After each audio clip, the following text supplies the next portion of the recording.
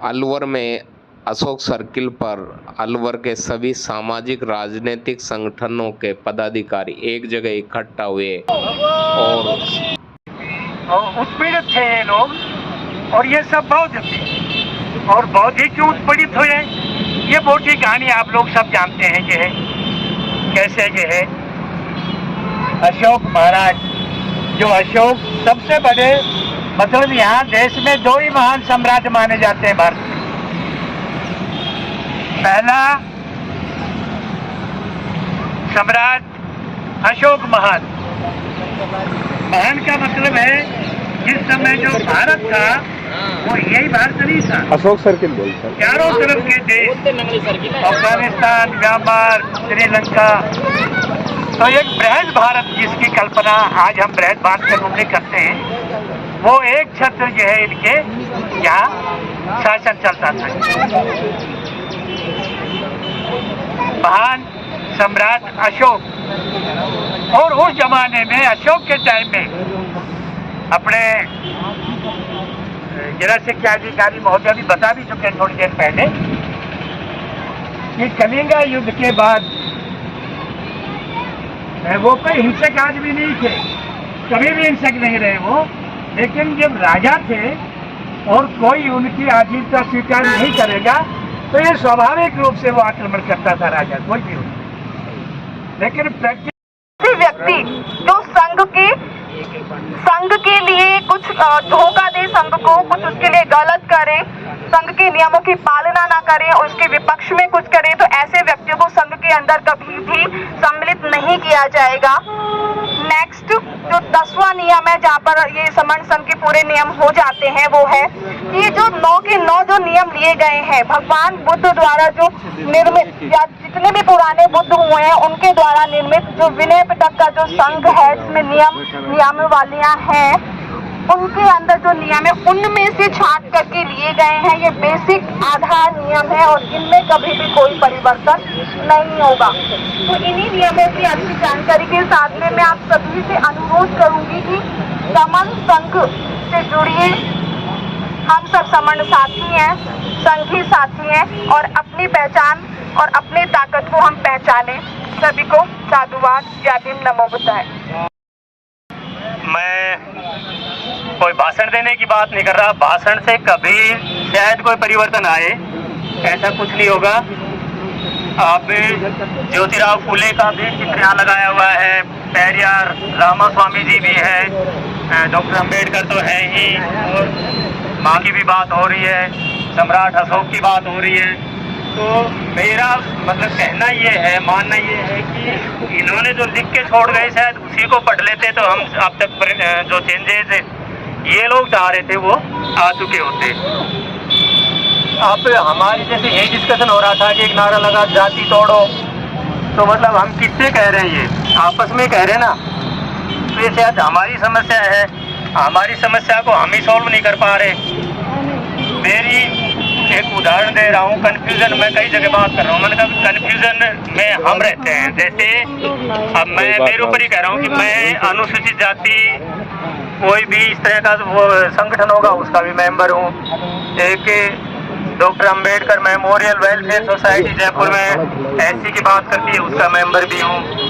यहाँ मेघवाल विकास समिति है, उसका भी मेंबर हूँ। तो मैं ये कह रहा था, अपने आप में खुद ही पूछ रहा था कि मैं मतलब क्या हूँ, क्या चाह रहा हूँ। तो ये जाति तोड़ने वाली बात शायद किसको कह रहे थे हम, आपस में ही शायद। जब मैं ही कह रहा हूँ कि मैं एक उपजाति मेघवाल बन गई, मैं उसमें जाता हूँ, कोई शायद जाटों वाली सभा में उसमें जाता होगा, कोई बैरवा समिति में जाता होगा, तो क्लियर से शायद हम नहीं है। दूसरा, तो जब तक अगर मैं जो शंकरलाल जी है, क्योंकि वो इसके आयोजक हैं, तो इन्हीं को दोष दूंगा कि यहाँ लिटरेचर का कहीं कोई कुछ दिख नहीं रहा कि किसका लिटरेचर हम पढ़ें या किसका क्या पढ़ें। दूसरी बात, फिर मैं ये कहूँगा कि जैसे मैंने जय भीम नहीं कहा, मैंने नमस्कार कहा। मैं इसके इसलिए कहा मैंने कि हमने जय भीम करके और दूसरे ने क्या कहा, जय श्री राम, जो एक काल्पनिक था उसको हमने वास्तविक के साथ जोड़ दिया। जय श्री राम और जय भीम करके हम क्या चाह रहे हैं कि हम जो वास्तविक आदमी है उसको भी क्या काल्पनिक बना रहे हैं क्या? तो मैं एक मेरा मानना है कि मैं जय भीम ना कह के मैं उनका जो लिटरेचर है आज भी मेरे घर पे पूरा उनका लिटरेचर है। ज्योतिराव फुले की गुलामगिरी, ज्योतिराव फुले का किसान का कोड़ा, मैंने एक एक लाइन उनकी पढ़ रखी है। एक बात मैं और पूछना चाह रहा हूँ इसमें, जैसे अब ये 10 आपने 10 गोल्डन रूल्स बताए, तो मैं ये कह रहा हूँ सिस्टम से दूर होने की जरूरत है, ना किसी को बुरा बताने की जरूरत है, ना गाली काटने की जरूरत है। और रही बात भाई एक हम कैसे हो जाए, ये भी शायद हमारी समस्या है कि हम एक क्यों नहीं हो पा रहे। दूसरा, संविधान बचाने की जो चिंता थी वो आप सबकी जायज़ है, हमारी जायज़ है। संविधान मेरा नहीं है, संविधान हमारा है।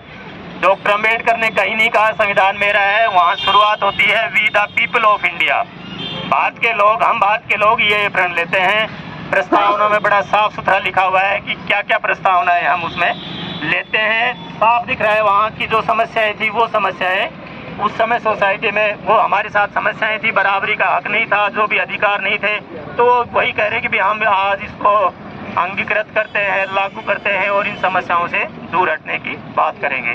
धन्यवाद सभी का।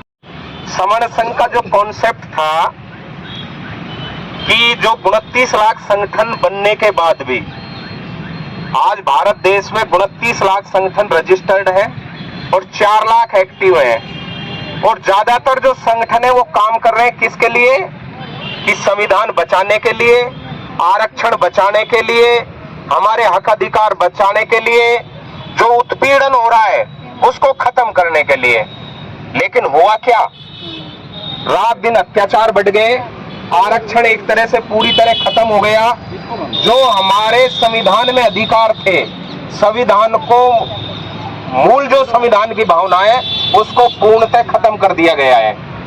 जबकि संगठन क्या कह रहे हैं कि काम कर रहे हैं, रात दिन काम कर रहे हैं कि भाई हम ये कर रहे हैं, हम देश को, हमारे अधिकारों को बचा रहे हैं। लेकिन उल्टा, उसके उल्टा हुआ क्या?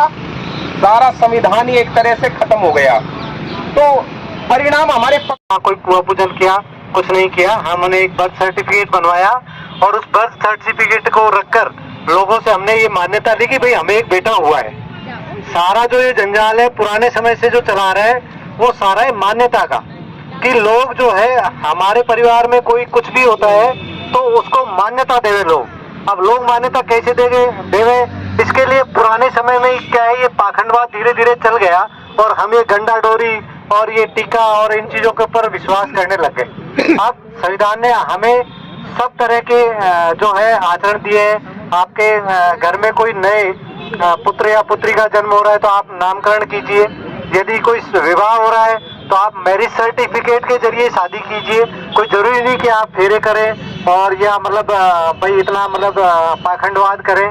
कोई बूढ़े बड़े कहते थे भाई घरवाली जो है ना वो फेरे करते हैं ना, तो पंडित फेरे कराता रहता है, तो भाई बोला 7 फेरे पूरे नहीं हुए। तो कोई बूढ़ा कह रहा था, बोला भाई जो रुकेगी तो 3 में भी रुक जाएगी, जो ना रुकेगी तो 7 में भी ना रुकेगी। तो इन फेरों से कोई फर्क नहीं पड़ रहा है। पंडित जो है आपकी कुंडली बनाता है, आपके मेल मिलाता है लोगों के, लेकिन पता चलता है कि आज की तारीख में तलाक सबसे ज्यादा हो रहे हैं। और वो जो मेल मिलाता है, उनकी कुंडली मिलाता है, वो आगे चल के कुंडली सही बैठती नहीं है। तो कहीं ना कहीं ये है कि ये केवल मात्र पाखंडवाद है और हमारे संविधान में इस चीज के लिए विकल्प है। हमें हर जो कार्यक्रम है उसके लिए दस्तावेजी जो है वो कार्यक्रम रखने चाहिए। नामकरण हुआ, विवाह समारोह हुआ, और मैं तो कहता हूँ कि यदि हमारे किसी बुजुर्ग की या परिवार में किसी की मृत्यु भी होती है तो भी हम उसको मृत्यु प्रमाण पत्र बनवा कर भी उसको जो है इस तरीके से मान्यता दे सकते हैं पूरे समाज में कि भाई हमारे परिवार में ये शोक हुआ है। ये आज अशोक सम्राट का जो अशोक विजयदशमी पर्व मनाने के लिए हम सब यहाँ इकट्ठा हुए हैं। तो हमें पता होना चाहिए कि चक्रवर्ती अशोक सम्राट जो है ईसा पूर्व 304 से ईसा पूर्व 232 ईस्वी पूर्व तक इनका शासन रहा था। और जो अशोक विजयदशमी का जो पर्व है वो अशोक विजयदशमी का पर्व कलिंग जो उनके पड़ोस में राज्य था उस पर विजय प्राप्त करने के 10वें दिवस जो है इन्होंने महात्मा अलवर के अशोक सर्किल पर सभी सामाजिक, धार्मिक और राजनीतिक पदाधिकारी एक जगह इकट्ठा हुए और सम्राट अशोक विजयदशमी का पर्व धूमधाम से मनाया। सभी लोग और जुड़ना कॉन्सेप्ट पे जो बात करनी है आगे, तो मैं जो है अभी सभी साथियों को पुनः अभिवादन करता हूं और समण संघ के बैनर तले आप यहाँ पे इकट्ठे हुए हैं। और उसके बाद हमारे पास बौद्धाचारी और पुराने व्यक्ति बुद्धिज्म से रिलेटेड यहाँ पे मौजूद हैं, वो अपन को आज कुछ धमदेशना के रूप में ज्ञान देंगे। जब अशोक सम्राट हिंसक था तो राजा कनिंग से युद्ध किया। उसका मतलब ये था कि जब भगवान बुद्ध थे तो राजा कनिंग से कहते थे कि अगर ब्राह्मण घुस गया तो तहस नहस हो जाएगा।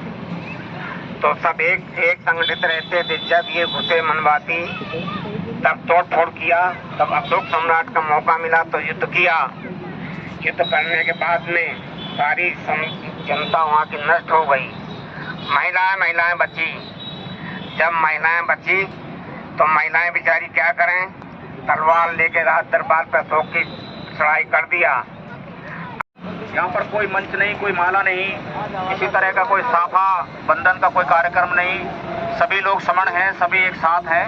सभी हम एक साथ बैठ करके अपनी बातों को सुनेंगे और अपनी बातों को रखेंगे और सामूहिक ही हम जो है नाश्ता पानी जो है वो करेंगे। तो आज का ये कार्यक्रम जो हमारा चालू हो गया है। भारत देश में मौर्य काल स्वर्ण काल कहलाता है और सम्राट अशोक ने भारत को महाभारत बनाया। वो तो अच्छी बात है। अशोक सर्किल पर सभी सामूहिक भोजन, जो सभी लोग अपने अपने घरों से खाना लाए और खाने को एक जगह इकट्ठा किया। इकट्ठा करने के बाद सभी मिल बांट करके अब भोजन ले रहे हैं। हाँ भाई बोलो सरकार, बोल भाई मोती बोल। बहुत ही अच्छा दृश्य। दिक्कत क्या है? ये